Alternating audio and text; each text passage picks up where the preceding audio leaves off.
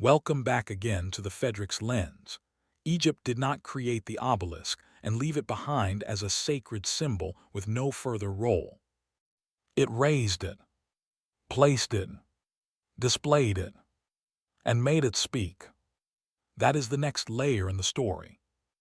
In Episode 1, we trace the obelisk back to its Egyptian birth world, a world of temple space, solar meaning, sacred order, and stone charged with more than material weight. But once that form existed, it did not remain only an expression of origin. In Egypt, it became operational.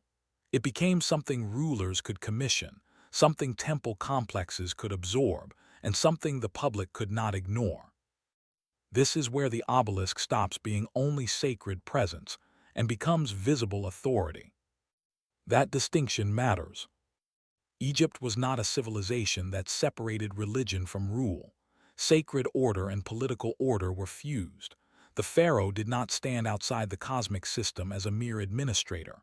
The ruler stood inside it, upheld it, and was judged by how well order was preserved against disorder.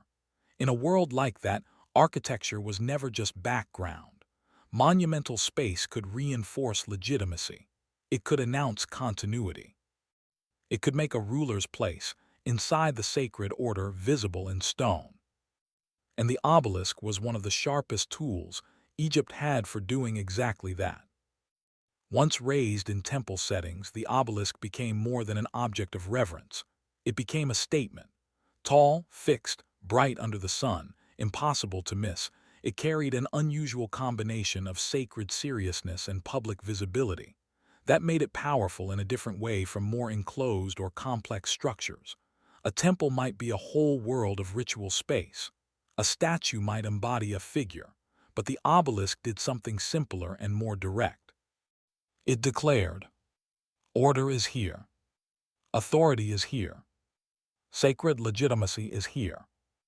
This is why the obelisk belongs not only to the religious imagination of Egypt, but to its political imagination as well. A ruler who raised an obelisk was not only building upward, they were placing themselves into the monumental grammar of the civilization. Few figures show this more clearly than Hatshepsut.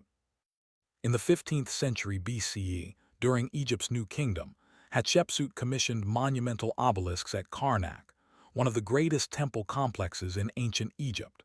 She is such a strong anchor for this episode because her obelisks were not random additions to sacred space. They belong to the logic of kingship, legitimacy, temple prestige, and visible permanence. Their presence helped place her rule inside a grand sacred order already written in stone. That is the real shift we need to see. The obelisk is no longer only born in sacred meaning. It is now being used inside a power system. And Egypt understood exactly what kind of form it had.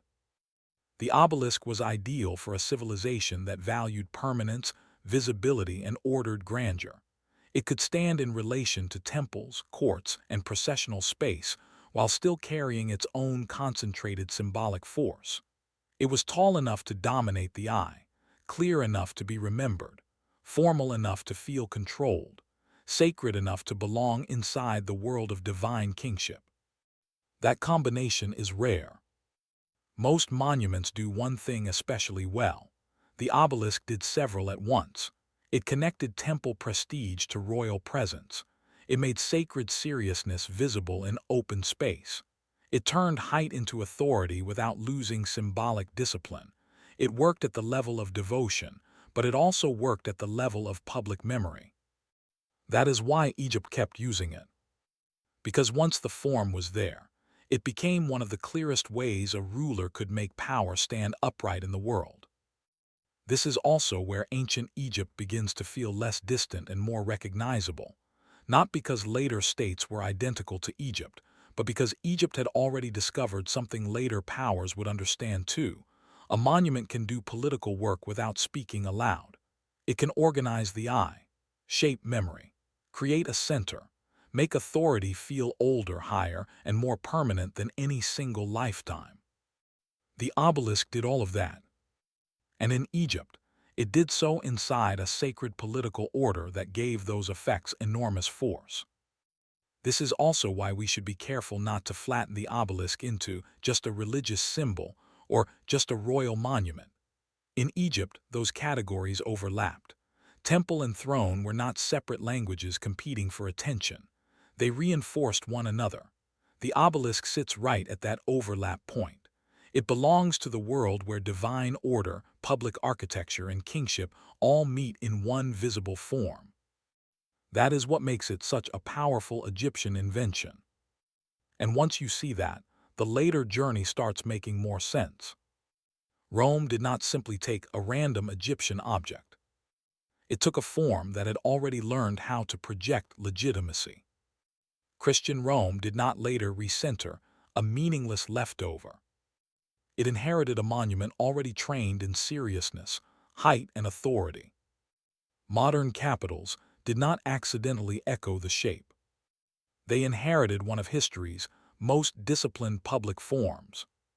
But before all of that, Egypt had to teach the obelisk how to function.